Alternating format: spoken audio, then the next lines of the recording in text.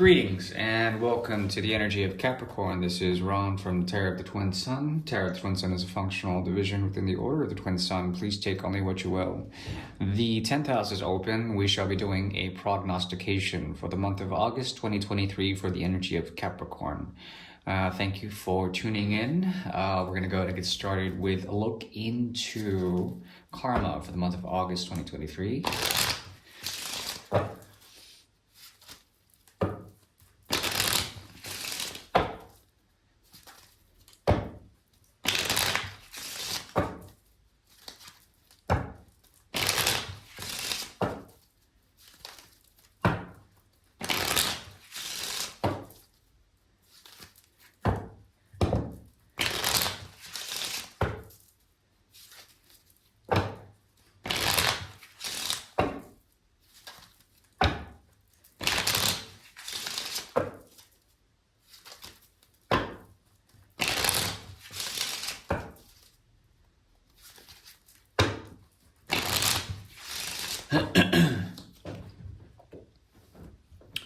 Okay.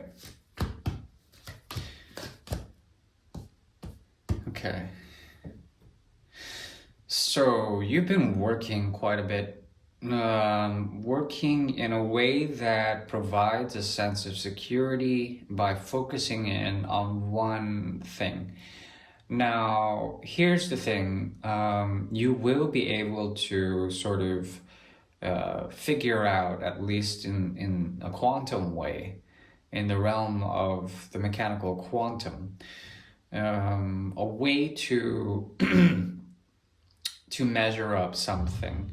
The thing is that as soon as you do that, there is a possibility that other things may be occurring that's outside of your control, especially when it comes to the motivations of this kind of work. Whatever you're dealing with, what you've been dealing with, especially in June and July, is essentially something that has consumed you to the point of not really being able to do much of anything else at all. That kind of focus allows for a very, very, very beautiful thing.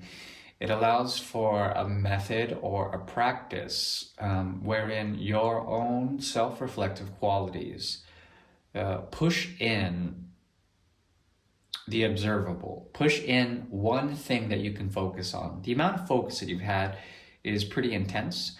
There is a sense here that you have been building something with others or working with others, and there is a sense here that you can add on to that structure. It's a choice leading to a secret truth about a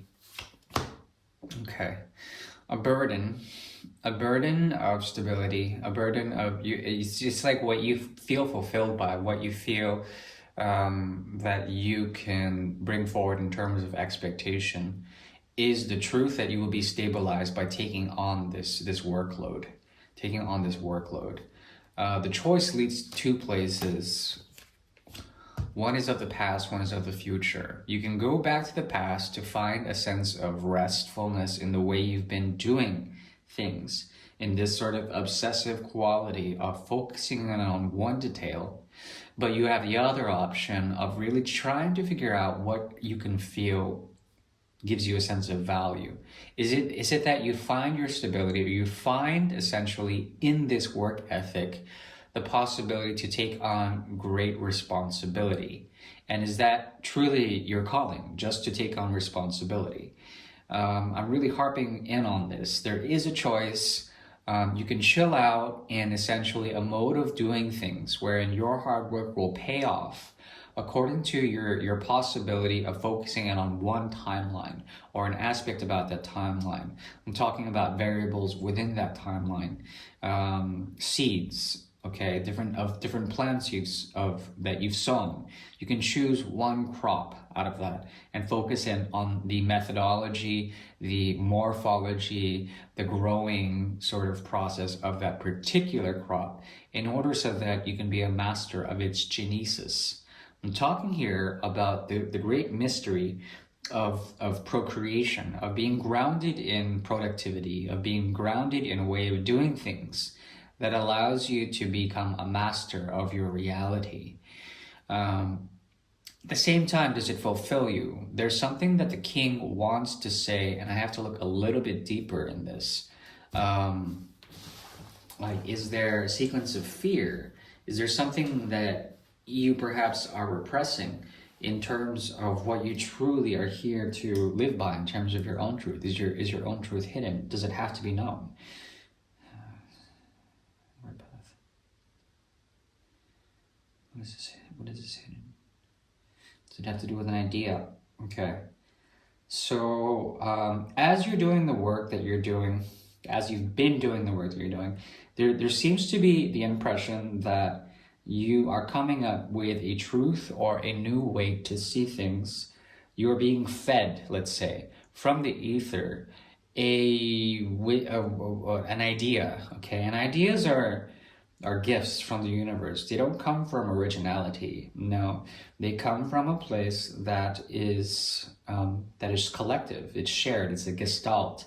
It's almost a spiritual thing to have an idea. And as soon as it comes in the form of lightning. And the nature of lightning is that it is inevitably going to be grounded. It's always going to seek the centrality of Earth, of Earth's natural pull, let's call it. Therefore, it seeks out charisma, and thoughts are like lightning. They can descend from out of nowhere. And as you are electrified with this, the question is, why would you take on this burden? It is a collective thing, and perhaps the passions that you are working on with others, that this whole idea of generating a technology or generating a fire can produce a way of thinking that would lead to dharma, that would lead to a righteousness, a way of doing things. And perhaps it's not a burden at all. It's something that you can load up on in terms of doing things in the right way. So that's the message in terms of karma. We're going to move now into the Great Mirror. The Great Mirror. And the Great Mirror is a 9-card spread devised by the Order of the Twin Sun to see particular karmas and influences in a reflective way between Capricorn and a significant other. This is for the month of August, I believe. Yeah. Oh my goodness. So we're almost finished with this year. Another season. And about 4 months, a little more than a season, and it's kaput. That choice, though,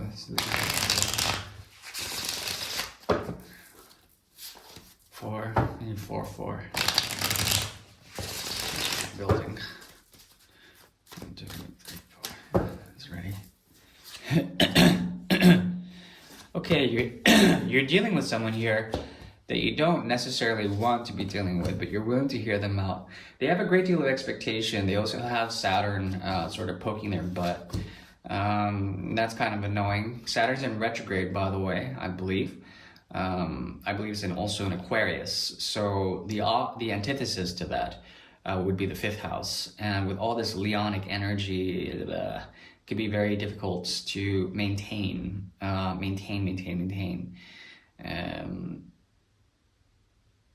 We have someone here that expects a great deal from themselves and others, but they're not guided. They're missing the guidance that is needed. They probably seek that out in you. You have the intuitive force of really consciously seeing and meeting this person if you wanted to. But because of their callous and perhaps outdated ways of doing things, the realm of expectation that they bring is quite strong. There is a hidden beginning here that speaks of the 4 of Pentacles. 4 of Pentacles usually indicates boundaries. And this is through the process of 4 months. Boundaries developed within 4 months, boundaries within 4 moon cycles.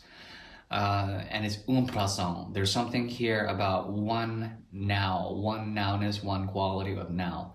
You bring intuitive energy, you bring your higher mind, your intellect to show this person how you live according to your own dharma.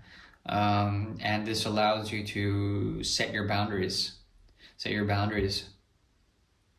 We have here Diana versus Saturn or Cronus.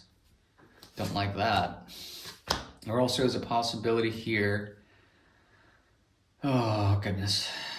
Disunion, perfect contentment. Somebody else had this card. I believe it was either Libra or Pisces. I think it was Libra. The difference between Libra and Capricorn is 3 houses. 7, 8, 9, 10, even 4 houses, three or four houses.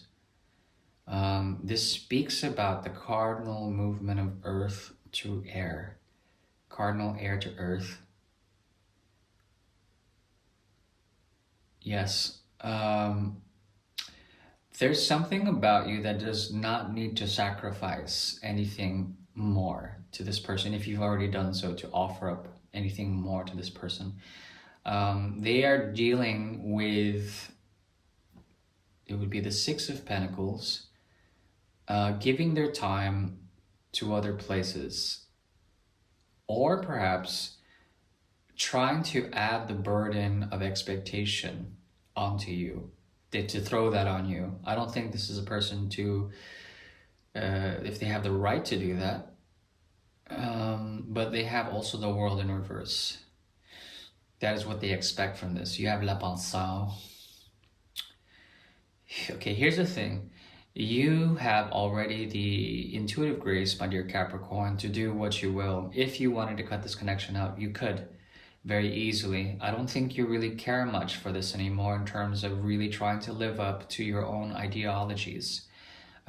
You know other ideologies. You can see that.